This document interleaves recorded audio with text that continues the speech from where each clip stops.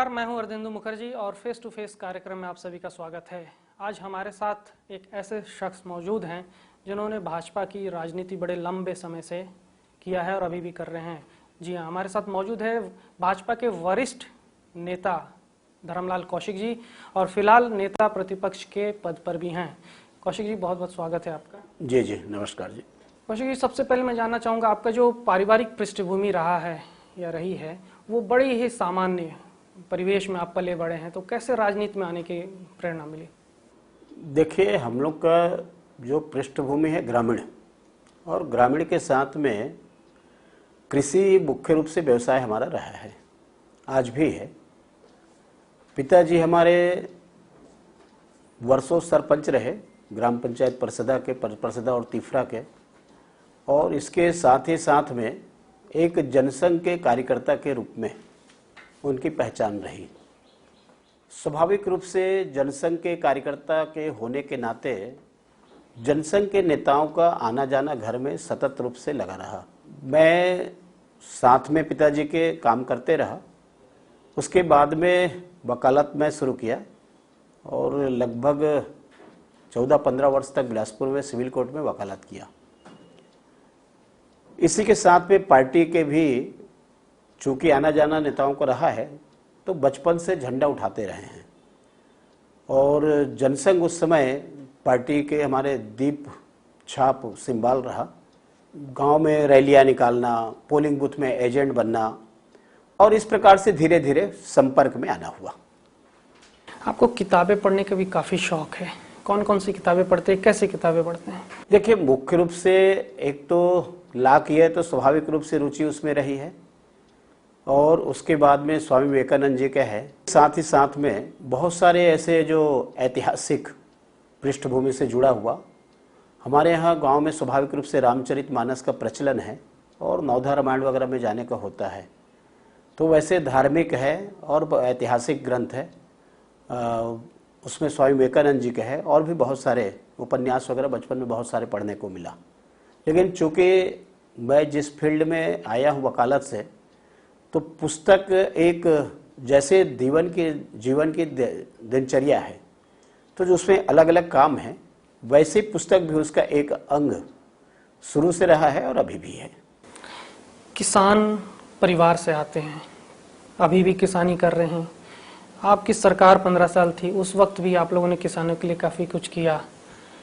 आखिर ऐसी क्या वजह है कि बहुत कुछ करती है, चाहे केंद्र सरकार हो, राज्य सरकार हो, लेकिन आज भी किसानों की दशा वैसी की वैसी बनी हुई है?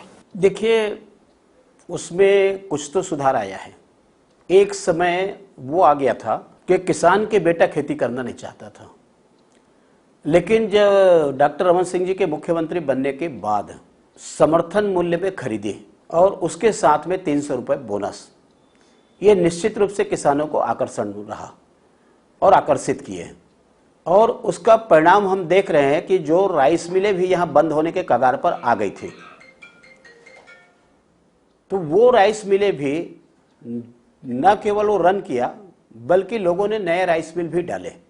इसका मतलब यह है कि हमारे अन्न के उत्पादन में वृद्धि हुई, और किसान लोग जो लगातार घाटे की स्थिति में जा रहे थे, कहीं ना किसानों को सरकार के द्वारा बल मिला। न केवल समर्थन मूल्य में खरीदी, बल्कि किसानों के लिए पंप का कनेक्शन, जिसमें 1 लाख रुपए तक के जो डिमांड नोट है, उसमें किसान को पैसा पटाने की आवश्यकता नहीं है। ये डॉक्टर रमन सिंह के कार्यकाल में तय हुआ। हम जब मध्य प्रदेश में थे, उस समय भी मैं विधायक था। उस समय मैंने देखा कि जब किसानों को पंप के कनेक्शन लेना है तो लक्ष्य निर्धारित किया जाता था, लेकिन यहाँ आने के बाद में सारे लक्ष्य खत्म हो गए। आइए, फॉर्म भरिए और उसके बाद में कनेक्शन पा जाइए।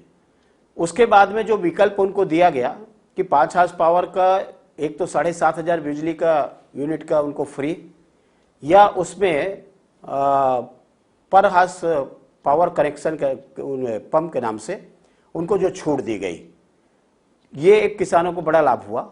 इसके साथ में उपकरण है, कृषि उपकरण है, ये किसानों को मिला। ब्याज, जो सबसे बड़ी जो समस्या थी किसानों के सामने, वो ब्याज की थी।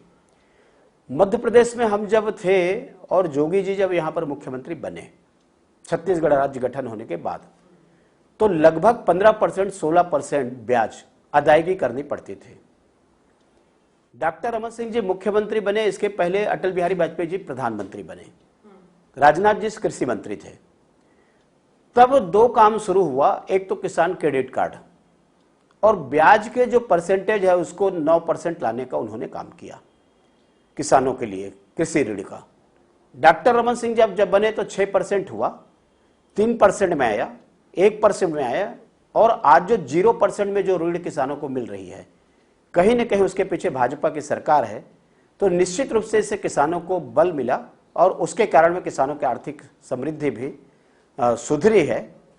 आज जिस प्रकार से एक खेती से लोग मोह भंग हो गया था, दोबारा खेती में रुचि उनकी पैदा हुई है और आज हम देख रहे हैं कि अन्न का उत्पादन न केवल छत्तीसगढ़ के लिए बल्कि हिंदुस्तान के लिए यहाँ से काफ़ी मात्रा में हम दूसरे प्रदेशों को भी भेजते हैं।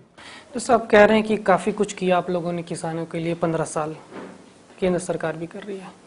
तो आखिर ऐसी कौन सी वजह रही 2018 के चुनाव में कि किसानों ने बिल्कुल मुंह मोड़ लिया आपसे? उसमें दो बातें रही। कृषि के दृष्टिकोण से हम लोग जो दे रहे थे कि समर्थन मूल्य के बाद में 300 रुपए के बोनस, कांग्रेस ने अपने घोषणा पत्र में जारी किया 2500 रुपए का।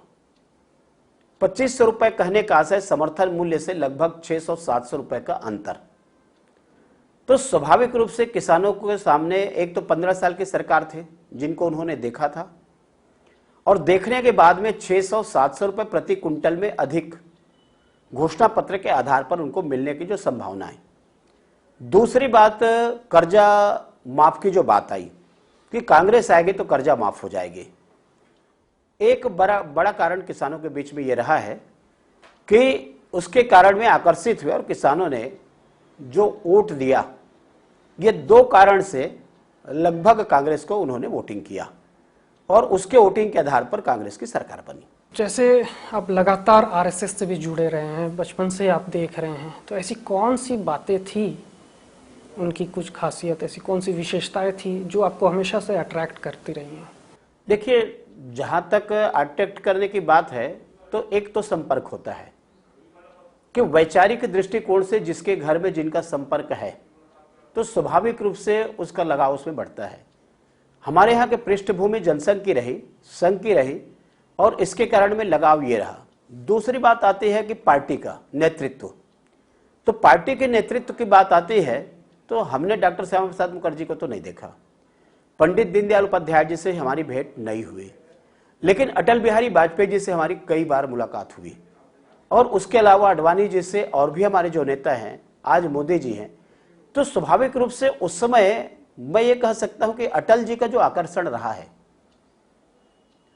हम लोग बचपन में जब सभा में सुनने के लिए जाते थे तो अटल जी को सुनने के लिए न केवल पार्टी के लोग जाते थे बल्कि कांग्रेस के लोग भी सुनते थे कि अटल जी क्या बोलने वाले हैं।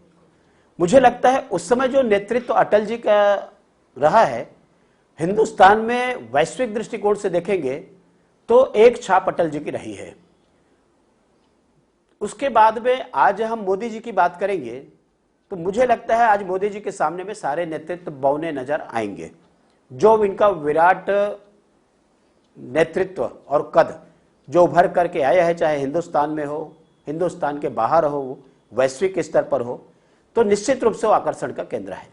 एक छोटे से गांव से निकले, विधायक बने, विधानसभा अध्यक्ष बने, अब आप नेता प्रतिपक्ष। इस पूरे सफर को अगर कहीं आप देखते हैं, पीछे मुड़कर कभी आप इतिहास में जाते हैं, तो आप अपने काम से संतुष्ट हैं या अभी बहुत कुछ करने को बाकी है?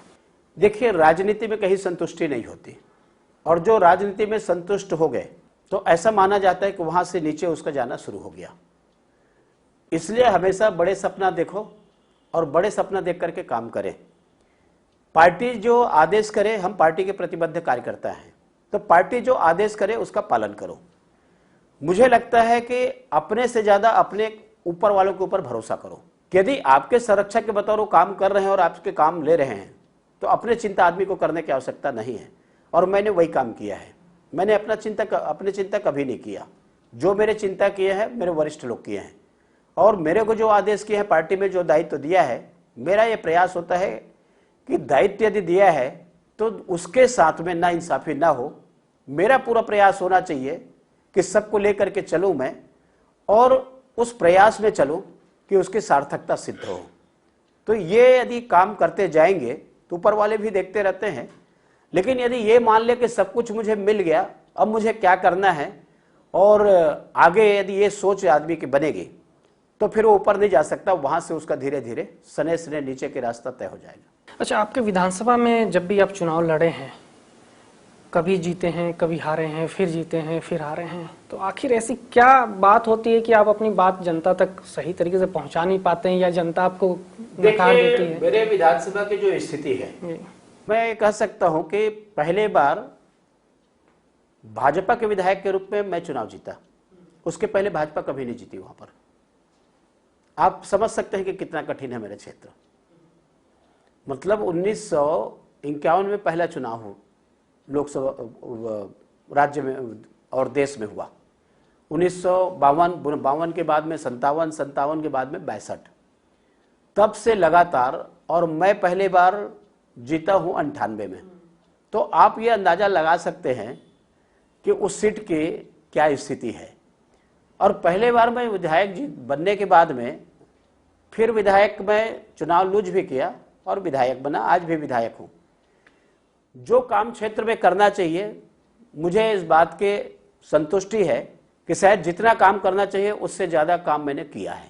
इस बात की स्वीकारोक्ति लोगों में है। इस बात को लोग मानते हैं यदि क्षेत्र का कोई विकास कर सकता है तो धर्म कौशिक कर सकते हैं, इसमें कोई दो मत नहीं है। लेकिन उसके बाद भी जो परिस्थितियां आती है, तो परिस्थितियों में उतार चढ़ाव को, सारी चीजों को हम लोगों ने झेला है। लेकिन अपना प्रयास होता है कि हम चाहे वहां विधायक रहें न रहें, हमारी प्रतिबद्धता बिल्हा के प्रति है, वो रहेगी, और उसके लिए जो हम काम कर सकते हैं वो काम करते रहेंगे। प्रदेश अध्यक्ष के तौर पर भी आपने काम किया है। गाहे बगाहे कभी ना कभी ऐसी गुटिया राजनीति सामने आ जाती है, कभी बिलासपुर में कुछ हो जाता है, कभी रायपुर में कुछ जाता है। क्या लगता है कि संगठन में जब से ये हार हुआ है आप लोगों के 2018 के इलेक्शन, तो कहीं ना कहीं कोई कमी रह जा रही है? आप चुनाव जीत के आएंगे तो संगठन में कमी रह जाएगी, आप हारेंगे तो स्वाभाविक रूप से कमी रहेगी। लेकिन यह है कि संगठनकर्ता का काम है सबको साथ में लेके चलना। चुनाव में जय पराजय चलती रहती है, लेकिन पार्टी हमारी पहले भी कमजोर नहीं रही है, आज भी कमजोर नहीं है। और चुनाव यदि हार गए तो यह माना जाएगा कि केवल पार्टी के या संगठन के कारण चुनाव हार गए, तो भी उचित नहीं है। जब सरकार में नहीं है तो केवल संगठन रहती है, और जब सरकार में है तो संगठन और सरकार दोनों हैं। ऐसे स्थिति में हम लोग लगातार काम किए हैं और आज भी काम कर रहे हैं। परिवार बड़ा है, छोटे मोटे बातें आते रहती है, जाते रहती है, ये कोई विशेष बात नहीं है। आज मैं समझता हूं भाजपा को छोड़ बाकी पार्टियों भी देखेंगे तो बहुत खराब स्थिति है। भाजपा तो उससे कई बेहतर स्थिति में है। जैसा अभी आप कह रहे हैं कि एक साथ लेकर चलना होता है, तो क्या अभी जो वर्तमान के प्रदेश अध्यक्ष हैं कहीं चूक जा रहे हैं? मुझे लगता है कि वर्तमान के प्रदेश अध्यक्ष अनुभवी हैं। पहले भी ये प्रदेश अध्यक्ष 2 बार रह चुके हैं, और रहने के बाद में उनके नेतृत्व में भाजपा की यहाँ सरकार बनी है। केंद्रीय मंत्री हमारे रहे हैं, सांसद रहे हैं, विधायक रहे हैं। अनुभव, परिपक्वता कूट कूट के भरा हुआ है। मुझे नहीं लगता कि वो किसी को छोड़ रहे हैं, और न लोग उससे नाराज हैं, बल्कि मैं ये समझता हूं कि अच्छा नेतृत्व है और सबको लेकर के वो चल रहे हैं, और उनका प्रयास भी यही है कि पार्टी मजबूत स्थिति में आगे बढ़े। बीच बीच में पार्टी से ऐसी बातें आती हैं, आपके पार्टी के लोग कहते हैं कि जिस तरीके से लड़ना चाहिए विपक्ष को, वो अपना प्रेजेंटेशन नहीं कर पा रही है, जनता के सामने जा नहीं पा रही है। उसका कारण आपको मैं बता देता हूं। 15 साल तक भारतीय जनता पार्टी की लगातार सरकार रही, और 15 साल सरकार रहने के बाद में दूसरी पार्टी जीत करके आई। उन्होंने अपना घोषणा पत्र जारी किया, लोगों से वादा किया, काम करने का अवसर मिलना चाहिए।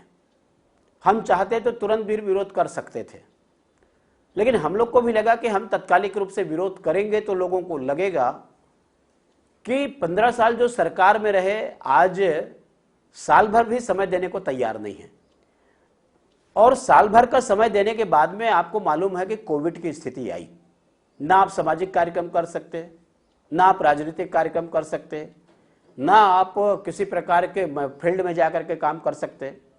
तो स्वाभाविक रूप से कोविड के यदि प्रोटोकॉल के नियम का पालन करेंगे तो आपको समय देना पड़ेगा। आज संक्रमण की संख्या कम हुई है कोरोना से, और अब यह समय आ गया है, सरकार का 5 साल में आधा समय समाप्त हो गया। अब यह कह सकते हैं सरकार की उल्टी गिनती शुरू हो गई एक तरफ, और दूसरी तरफ आज क्षेत्र में फील्ड में जाकर के आपको काम करने के लिए बहुत अच्छा अवसर है कि आप लोगों के बीच में पार्टी जा रही है। अभी कार्यक्रम के माध्यम से हम गए हैं, लोग एप्रिशिएट कर रहे हैं।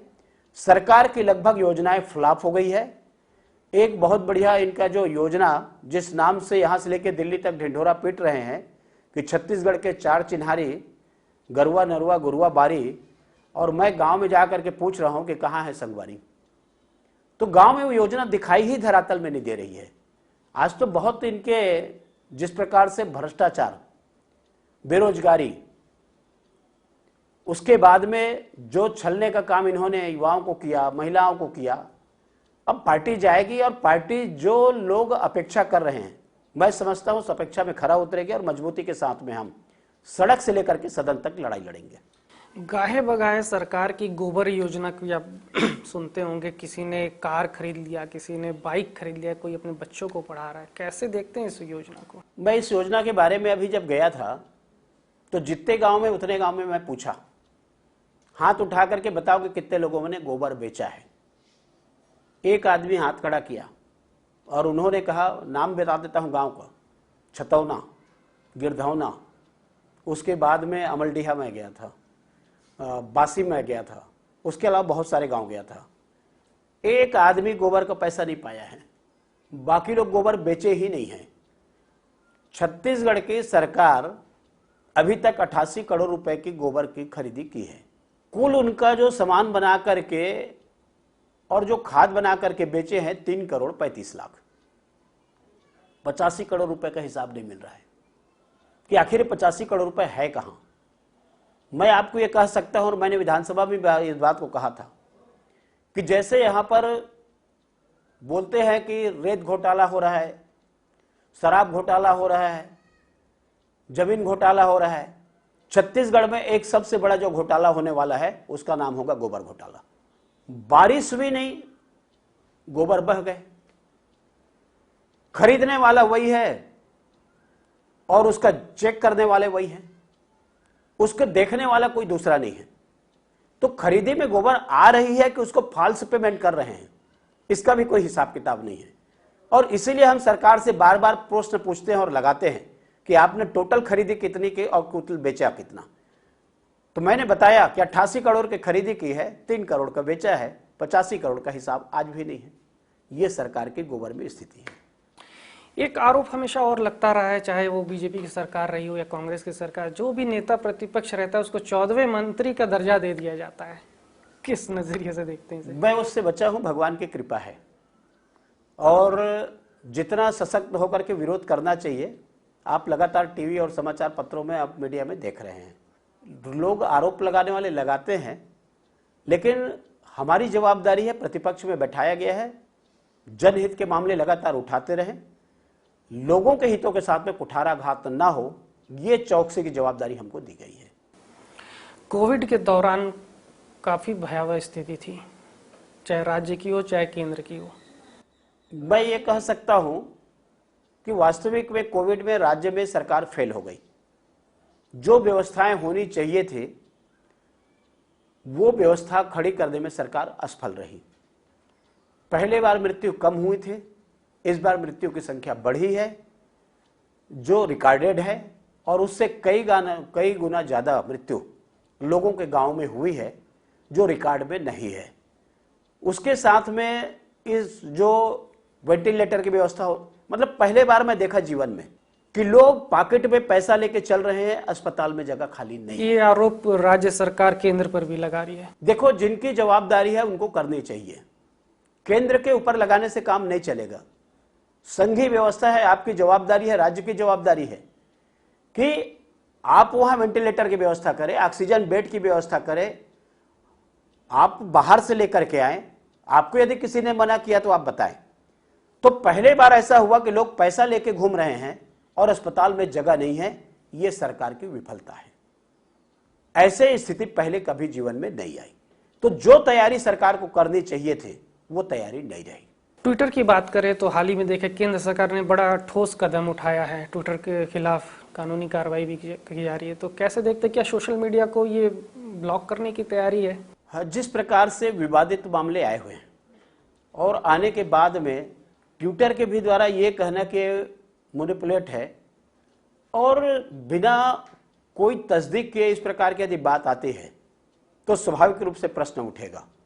और इसलिए मुझे लगता है कि सभी के ऊपर कहीं ना कहीं कोई अंकुश है। तो आज कोई स्वतंत्र नहीं है। यदि नियम से विपरीत जाएंगे, बाहर जाएंगे, तो उसमें कहीं ना कहीं अवरोध आएंगे, रुकावट तो आएगी।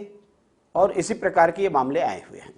अगर हम घोषणा पत्र की बात करें, किसी भी पार्टी की हो बात, क्या कोई ऐसा कानून बनना चाहिए ताकि जनता को ठगने से बचा जा सके, ठगाने से बचा जा सके? क्योंकि वो घोषणा पत्र में घोषणा तो कर देते हैं, लेकिन धरातल में देखने को शायद ही बहुत कम मिलता है। देखिए, मोदी जी एक बात को लेकर के चल रहे हैं कि एक तो जो चुनावी खर्च है कि 12 महीना हम चुनाव में लगे रहते हैं, 5 साल हम चुनाव में लगे रहते हैं। कभी लोकसभा के हो रहे हैं तो कभी विधानसभा के हो रहे हैं, तो कभी स्थानीय चुनाव हो रहे हैं, तो कभी पंचायत के चुनाव हो रहे हैं, तो कभी नगरीय निकाय हो रहे हैं। वास्तविक में बहुत सारा समय का अपव्यय और बहुत सारा राशि का अपव्यय, ये बार बार चुनाव से आपके विकास प्रभावित हो रहे हैं। पूरे राजनीतिक दल को कहीं ना कहीं इस मामले में विचार करने की आवश्यकता है।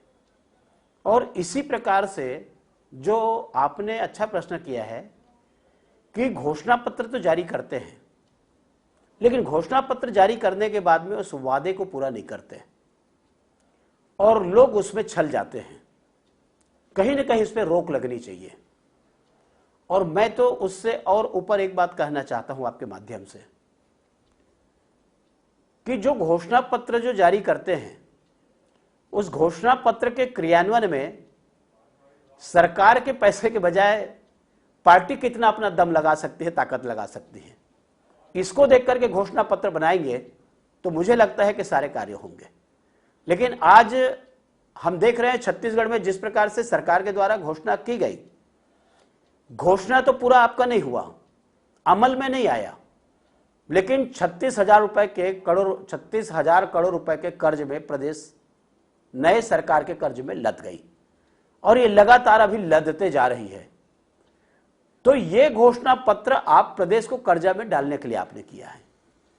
इसलिए इन सारी बातों पर मुझे लगता है कि आने वाले समय में सतर्कता रखने की आवश्यकता है और इस पर कहीं ना कहीं सर्वदलीय उस पर बातचीत होनी चाहिए कि कहां तक जाना चाहिए और कितनी करनी चाहिए, जिससे लोगों को नुकसान ना हो, लोगों को लाभ हो। विधानसभा अध्यक्ष आप रहे हैं और वर्तमान के विधानसभा अध्यक्ष को भी आप देख रहे हैं, संवैधानिक पद है, तो कहीं कोई ऐसा डिफरेंस दिखता है कार्यों में, कहीं कोई दिक्कत दिखती है? देखिए, एक विधानसभा अध्यक्ष का दूसरे विधानसभा से तुलना नहीं करनी चाहिए। सबका कार्यकाल होता है, सब अच्छा प्रयास करते हैं।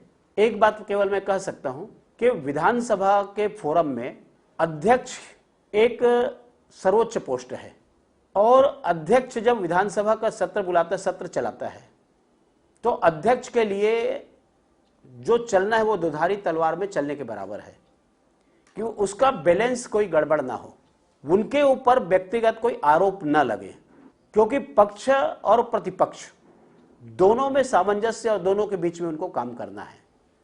इसलिए बिना विवाद के चलाना है और वही सफलता है अध्यक्ष का। तो जिसमें विवाद की स्थिति कम से कम आए, आज के समय में ये तो नहीं कह सकते कि नहीं आएगी, लेकिन कम से कम आए, और जिससे बाकी लोगों को ज्यादा से ज्यादा अवसर दे करके आप उनको संतुष्ट कर सकते हैं, एक अच्छा प्रयास ये मैं कह सकता हूं। मैंने 5 साल अध्यक्ष का कार्यकाल संभाला। मैं, भगवान की मेरे ऊपर कृपा रही है कि यहाँ पर एक महामहिम राष्ट्रपति जी को बुला करके उनका हाउस को संबोधन भी प्राप्त हुआ, और दूसरा उस कार्यकाल में जो इंडिया और एशिया रीजन के पीठासीन अधिकारियों का यहाँ पर एक कार्यक्रम 3 दिन का कार्यक्रम भी हुआ। मैं ये समझता हूँ कि ये एक उपलब्धि मैं कह सकता हूँ छत्तीसगढ़ में कि जो कार्य पहले नहीं हुए थे या मेरे पहले जो कार्य मेरे लिए पहला था, छत्तीसगढ़ के लिए पहला हुआ, तो इसको मैं उपलब्धि के बतौर में कह सकता हूं। और बाकी पूरे 5 साल कार्यकाल पक्ष प्रतिपक्ष मैं ये कह सकता हूं कि लगभग सामंजस्य के साथ चलाने में सफलता प्राप्त हुई। कौशिक जी, इस समय हमारे पास कम है, फिर कभी आएंगे, फिर आपसे बहुत सारी चर्चा होंगी। फिलहाल आपका बहुत बहुत धन्यवाद। धर्मलाल कौशिक जी थे, नेता प्रतिपक्ष हैं। इनका कहना है कि घोषणा पत्र को लेकर कुछ ना कुछ ऐसा करना चाहिए ताकि आने वाले दिनों में कम से कम जनता ठगी जाए। बहुत बहुत धन्यवाद कौशिक जी, और इस कार्य में धन्यवाद।